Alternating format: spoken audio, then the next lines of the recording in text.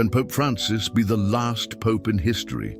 This idea has been circulating in the midst of ancient prophecies, apocalyptic theories, and the internal challenges of the Catholic Church themselves. But is there a foundation for this, or is it all speculation? Francisco, at the age of 88, faces health problems that raise doubts about the future of the papacy. Since 2023, he has undergone surgeries, hospitalizations, and moments of great fragility. The Vatican maintains an optimistic official tone, but it is rumored that the next conclave is already being discussed behind the scenes. This scenario rekindled old predictions about the end of the Church as we know it. Among the most cited is the prophecy of Saint Malachy, which suggests that Francis would be the penultimate pope before the collapse of the institution. In addition, theorists point to alleged predictions of Nostradamus and other sources that suggest a drastic transformation in the Vatican. But what's true in these allegations? Were the prophecies really written to predict the future, or have been manipulated throughout history? And above all, what does the Bible say about the end of time and the role of the Church in this process? Today, we will analyze these mysteries, confront the predictions with the facts, and understand if we are really facing the last pope.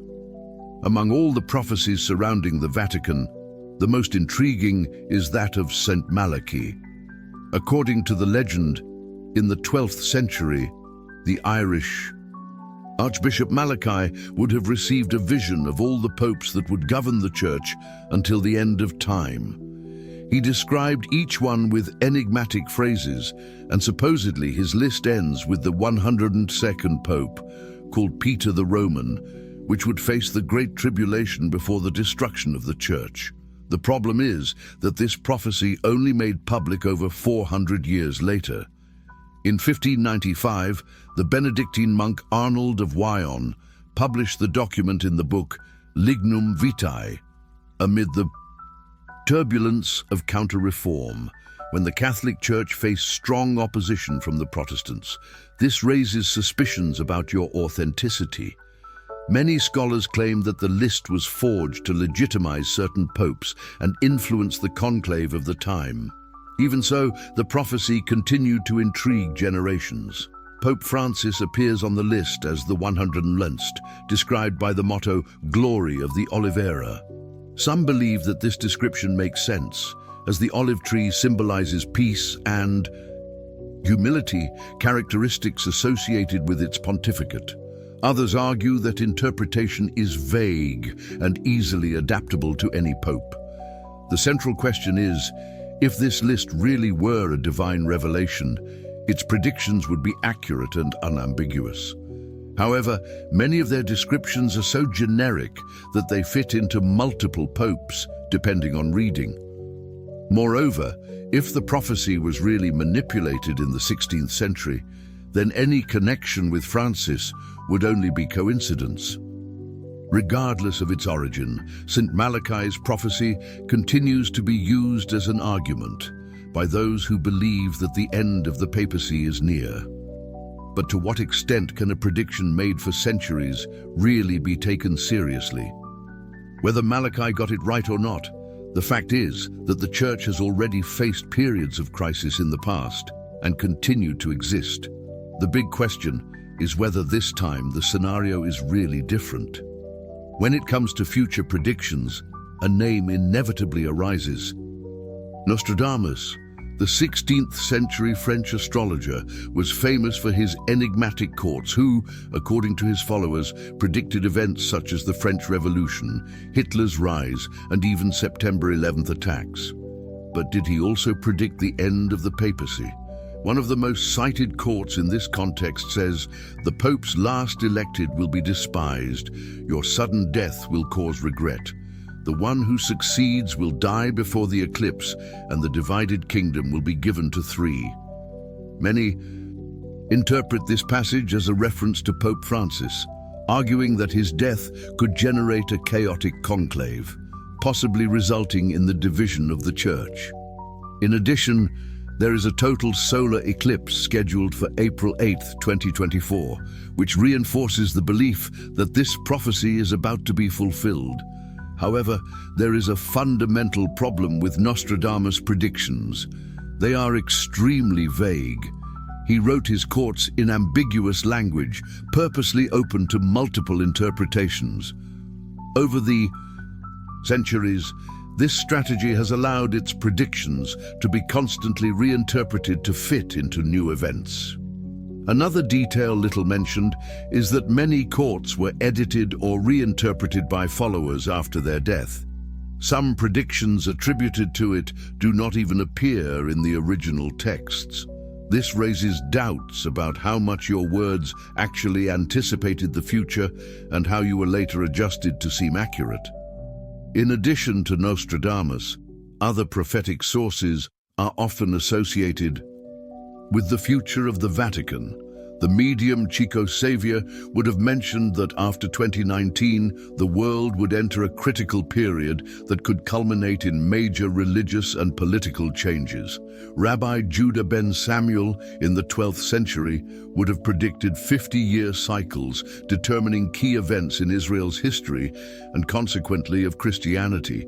But do these prophecies really indicate an imminent collapse of the papacy, or are only subjective projections fueled by fear and uncertainty? The truth is that such predictions arise whenever there are periods of crisis. The human being has a natural tendency to seek patterns in chaotic events, creating narratives that explain and justify the changes of the world. The fact that we are in a time marked by wars, economic crises, and frightening technological advances, such as artificial intelligence, only strengthens this need. But to what extent is this a prophetic sign and not just a repetition of the historical cycles? Regardless of prophecies, one question is undeniable. The Vatican is going through a moment of intense internal dispute. Francisco's papacy has been marked by divisions between progressive and conservative wings of the Church, and its eventual exit, either by death or renunciation, can trigger one of the most tense conclaves in recent history. Since his election in 2013, Francisco has adopted a style of government more focused on social and administrative reforms, which generated resistance within the Roman Curia itself. While progressives see him as a leader who has modernized the Church, more traditional sectors accuse him of compromising essential doctrines. This tension was evident in their decisions on topics such as the inclusion of LGBTQ+ faithful, the fight against Vatican's financial corruption, and their diplomatic approach to controversial political regimes. Another factor that makes this dispute even more fierce is the presence of the first emeritus of the modern era. Benedict XVI, even after his resignation in 2013, continued to be an influence figure, and his death in 2022 left a symbolic vacuum within the most conservative sector of the Church. Many cardinals who have opposed Francis are still loyal to Benedict XVI's theological view and can try to elect a successor who reverses some of his reforms. One of the most rated names to succeed Francis is Cardinal Pietro Parolin, current Vatican Secretary of State. He is seen as a balanced diplomat, but his candidacy can be contested by both conservatives, who consider him very aligned with Francisco, and by more progressive groups who want an even more reformist pope. Another issue that can complicate Francis's succession is the impact of his possible death in the midst of geopolitical events. The Catholic Church has already faced crises in critical periods of history, but today the scenario is even more complex. Conflicts in Ukraine and the Middle East, climate change, growth of religious extremist movements, and the advancement of artificial intelligence are challenges that can influence the choice of the next pope.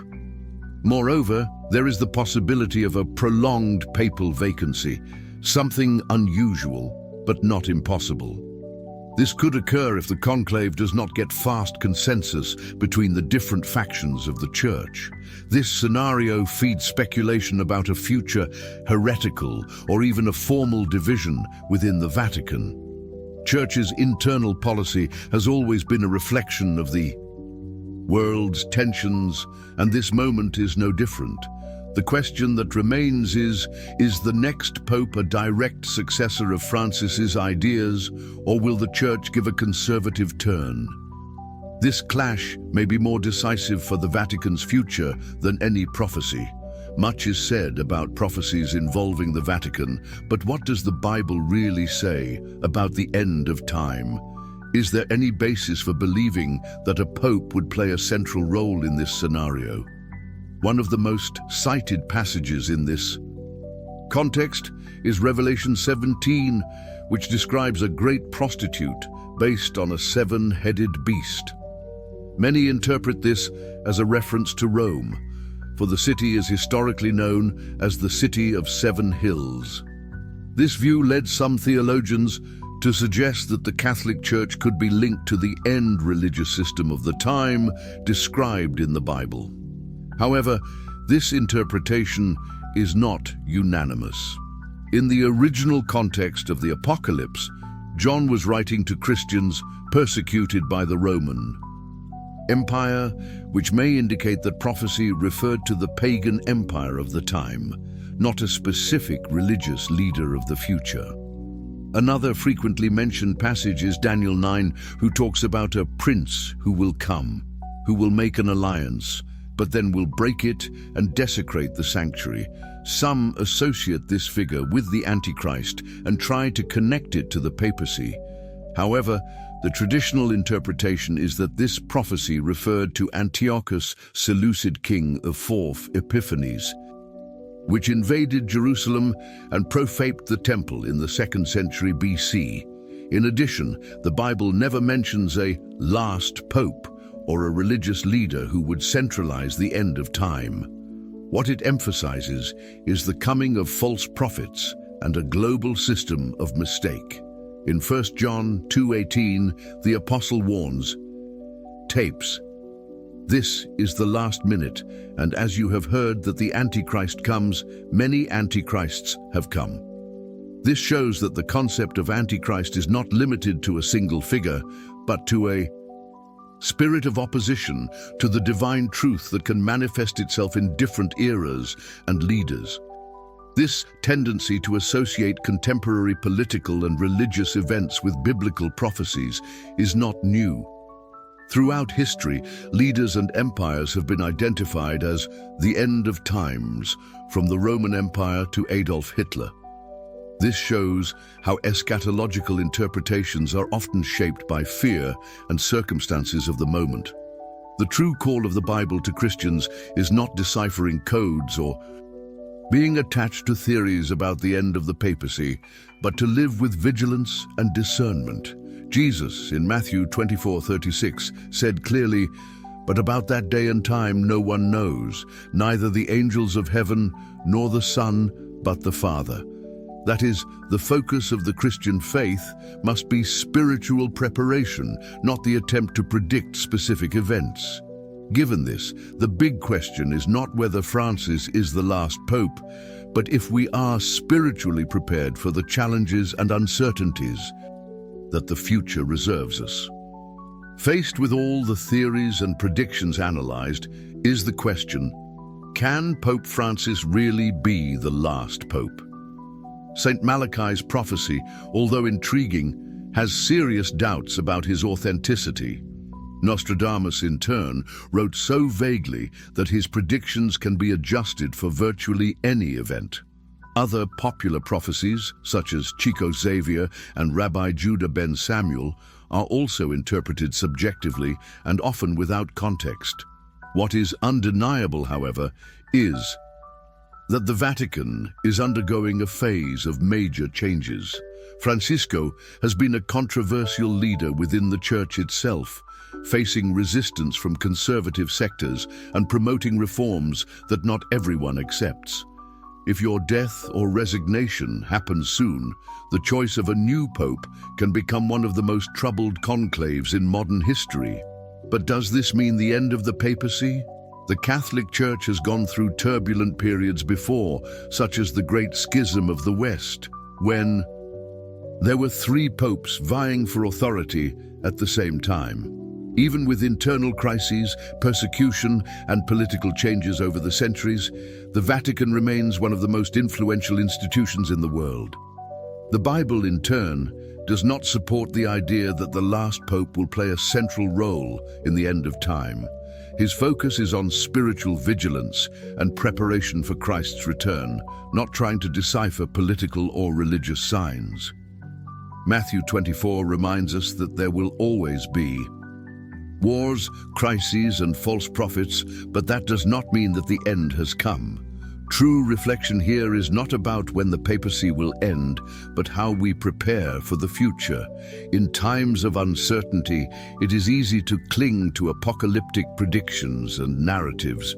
But in the end, what really matters is living with purpose, discernment, and faith. If this content has brought new perspectives to you, leave your like and share your opinions in the comments. Do you believe that Francis can be the last pope? Or do you think all this is but speculation? If you are not yet registered, join our community and enable notifications so as not to lose the next videos. Until next time,